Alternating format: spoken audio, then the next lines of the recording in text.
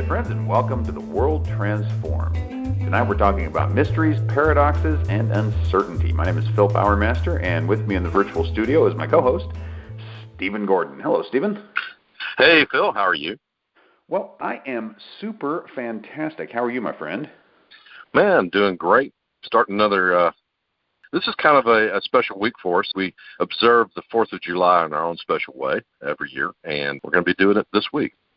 For years, we have been making our own little interesting contribution to the 4th of July week. And here it's upon us once again. You know, I did the original Declaration of Singularity probably more than a decade ago, I guess, at this point that it's been done. And we're going to do... I'm guessing that must have been about 2005, 2006 when you did that, somewhere in there. So yeah. It's been a few years. So yeah, we're gonna move on to a new declaration this week. We moved on to another one a couple of years ago, and now we've got yet another one. So I don't know if this is going to turn into a new declaration every 4th of July, or if this one will have some legs and we'll stick to it. But we've actually got some groundwork to do before we get to our new declaration, and I think that's historically appropriate. You know, the original Declaration of Independence didn't come just out of the blue. It was many years of historical causes, that added up to the ultimate decision for the colonies to declare their independence from Great Britain. And so we're going to talk a little bit about some of the things that are contributing to our new declaration tonight. And so I gave this a pretty broad title, Mysteries, Paradoxes, and Uncertainty.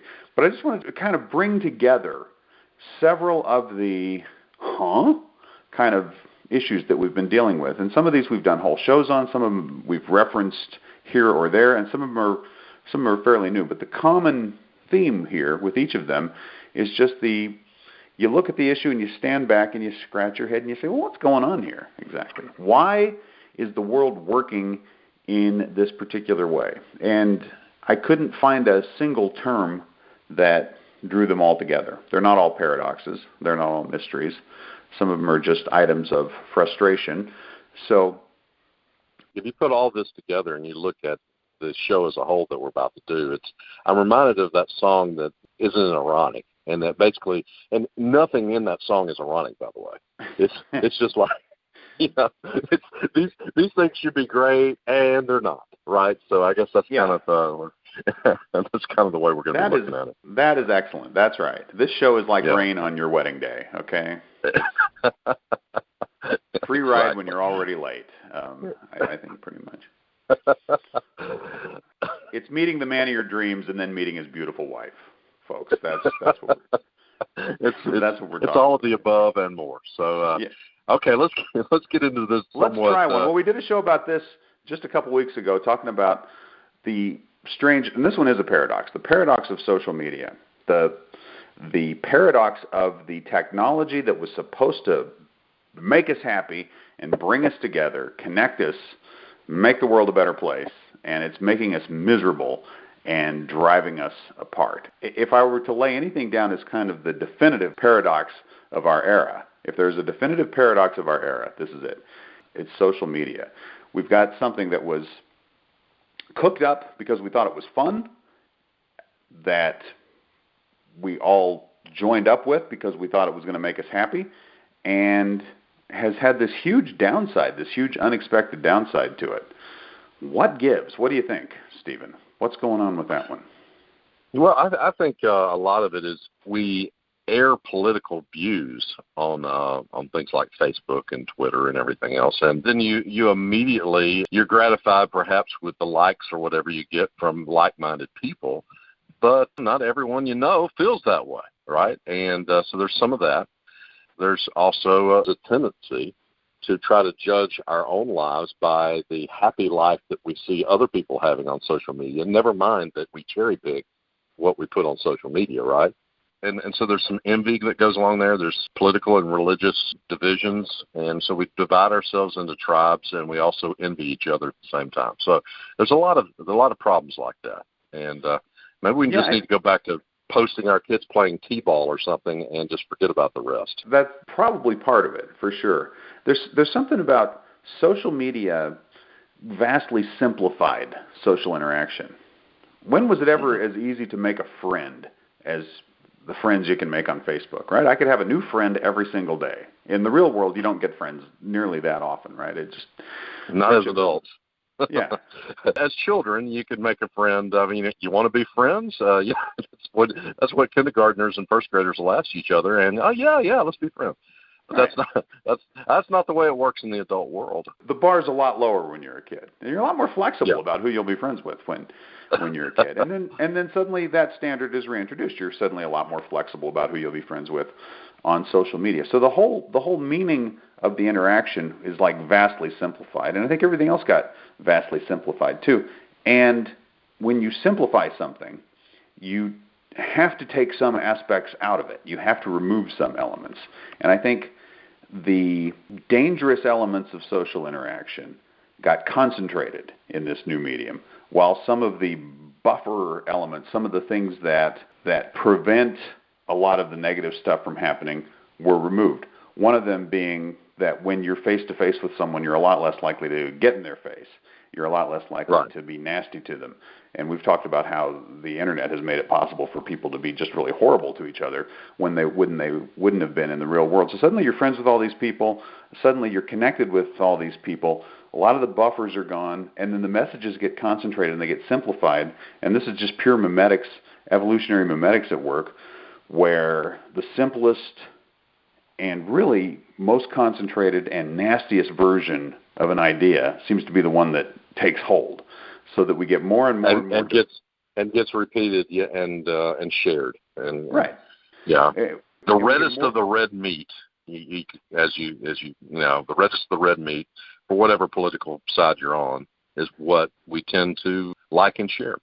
Yeah. And, to the point where if you're presented with a set of facts, tribally, you'll always go for the version that is the most in line with your group's view. I posted this thing earlier, well, actually, I guess it was last week, and it was the one about the lady who called the cops on the kid for selling a bottle of water, right? Do you remember that story? Right. Did you see that one? So she ends up having to resign from her job, and it was CEO of a pot store? Is that what it was? She was the CEO of a pot company. So, I mean, to me, it was just a great headline, you know. Woman who called cops on girl for selling bottle of water must resign from job as CEO of pot company. I mean, that alone is just enough to make you go, what planet we are living in a different world now. where this is a thing that happens. Well, and so I posted that, and you know me, I'm not a very ideological person. I'm not posting it because I'm saying that people call the cops on black kids all the time, or I'm not actually walking down any of those rat holes that I know of. But to me, it was an outrageous story. A kid got the cops called on her for no real reason. This woman lost her job. You know, maybe she should learn to chill out. And then one of my friends actually posts and says, well, actually what happened was this. And you get into the back and forth of the real story. Was the woman really calling the cops on somebody for selling a bottle of water, or was she threatening to call the cops because someone was screaming outside of her window? And I don't know. I wasn't there. I didn't see it happen. But definitely the story that everyone picked up on was the archetype of the, and you see the picture of her. She's not a terribly attractive person, right? Frankly, and you just look at her, and I think for a lot of people, she just looks like the kind of busybody neighbor who's always being mean to the kids, right? I think if you look at that, get off my lawn. Yeah, okay. Yeah. I mean, you immediately see that image, and so I wondered. It's like, well, this is just how easy it is, right? Because the story works so well to get me riled up in a particular direction that I went with it, and we all kind of go with it, right? It gives us the opportunity, and there's something kind of cathartic about defending a child, right? So the story just works in all those directions at once. But you multiply that story by basically every single story in the news, and there's always an angle. There's always this is the best presentation of this set of facts for the thing that my tribe is upset about, right? And it seems to me, Phil, that at some point we're just going to all be wearing body cams, that whatever story that we have to present, it can be backed up by the evidence of this. Okay, let's play this back. I'm not calling the cops on a child trying to sell water. I'm calling cops on her on her screaming mother that's standing next to her. If that was the case, you and I, neither one know if that's the case or not. We don't, and that might be her excuse, right? That might be the thing. Yeah, exactly. It might be an excuse, and she's just a big jerk, that's called cops on a kid. Maybe a video would have saved her job if it was really the noisy mother next to the child that was the problem. So it might have, because the tendency is always going to be to go with that version. But hey, we're going to run out of time before we run out of mysteries, paradoxes, and uncertainty. Let's look at this next one. It's closely related. I just saw a headline the other day: more jobs exist than there are people out of work. But still, we have all these societal things going on that we talked about, actually, and a lot of it in the context of social media. Depression, there's this opiate crisis, there's this angst going on in the world. How can this be the case when we've hit economic good times, and yet so many people are so miserable? Isn't that odd and a little bit disturbing? Yeah, I think what we've been talking about kind of explains. We could be in great economic times, but if everybody hates each other, it won't be considered a fun time or a great time to be around. I think that there are a lot of people dealing with depression and other issues like that, even though economically we seem to be doing all right. I don't know. What do you suggest, Bill? Well, I don't know that I have an answer to it. Although I do have one other possible cause for why that disconnect is occurring, and it could be that the job situation isn't nearly as good as we think it is. I was tracking the job market really closely 5-6 years ago when I was doing the Transparency Revolution, and one of the things I wrote several blogs about and talked about on several podcasts was that we were massively underestimating how many unemployed people there were, because they were changing the definition of unemployed by saying that all these people were permanently removed from the workforce, and therefore they weren't technically unemployed anymore. And for the administration that was in power at the time, that enabled us to say we had a much lower unemployment rate than was actually operative. Yeah, if you haven't gone for a job interview in the last month or something like that, you're considered to be voluntarily unemployed. They changed the criteria, and so suddenly a lot of people who were out of work weren't even counted as unemployed. Well, you know what? Right. They never changed those numbers back. They never changed the way they counted that back. And so now we've got theoretically more jobs than we have people out of work, but I think when they count the people out of work, they're still only counting this kind of narrower piece of the pie. And of course, the administration in power now, they're not going to go change that. Nobody's ever going to change those numbers, right? Those people who were lost. Yeah, whoever is in power is happy with the really, really loose definition of the unemployed. Right, because right or left, it doesn't matter. Yeah, nobody's ever going to want to make the unemployment rate look higher. So it could be, part of it could be that we've forgotten people, and those people who are forgotten, they're the ones who are miserable, and that sort of makes sense that they would be. But the other possibility is that you can improve the economy, and it doesn't automatically fix everybody's life. Well, there could very well be situations where someone is trained for this great job that they can't seem to find, and so they've got like 4 or 5 little part-time jobs. And obviously, that's not a happy situation where you're struggling just to stay afloat when you're trained to do more, and you could do more. That would be a rough situation. I'm sure there's a lot of people in that situation, so that may be part of it as well. Absolutely. Okay, let's move on. How about this one?